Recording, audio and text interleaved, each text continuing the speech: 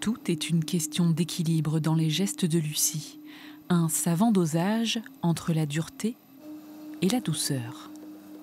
Ouais, c'est un peu comme un funambule, quoi, en fait. Je trouve, des fois, je fais ce rapprochement-là parce que pour moi, un bon tournage, c'est quand on a fait assez, mais il faut pas faire trop, sinon ça tombe. Et du coup, c'est être en force, mais aussi délicate. Il y a une différence entre la force et la puissance et la tension qu'on met dans le geste. Chaque geste compte, même au moment du pétrissage. C'est là que Lucie interagit avec la terre. Cette terre, elle vient de Saint-Amand, en Puisaye, dans la Nièvre. Et je trouve que c'est un bon copain, quoi.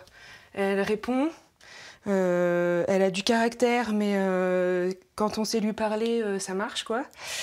Et j'en ai essayé plein d'autres, mais je les trouve pas assez dynamiques, qui répondent un petit peu à retardement pour moi. En fait, on a une espèce de rythme commun qui me plaît bien. Cela fait 15 ans maintenant que Lucie est céramiste, mais depuis peu, elle s'y consacre entièrement et chaque jour, elle continue de faire évoluer son travail. Avant, c'était un métier artisanal, mais de première nécessité. Voilà, on faisait des pièces traditionnelles, on faisait de la vaisselle, etc. Et maintenant, il y a une connotation beaucoup plus artistique où on met en avant des artistes qui font du modelage, des sculptures, voilà, des choses beaucoup plus diverses.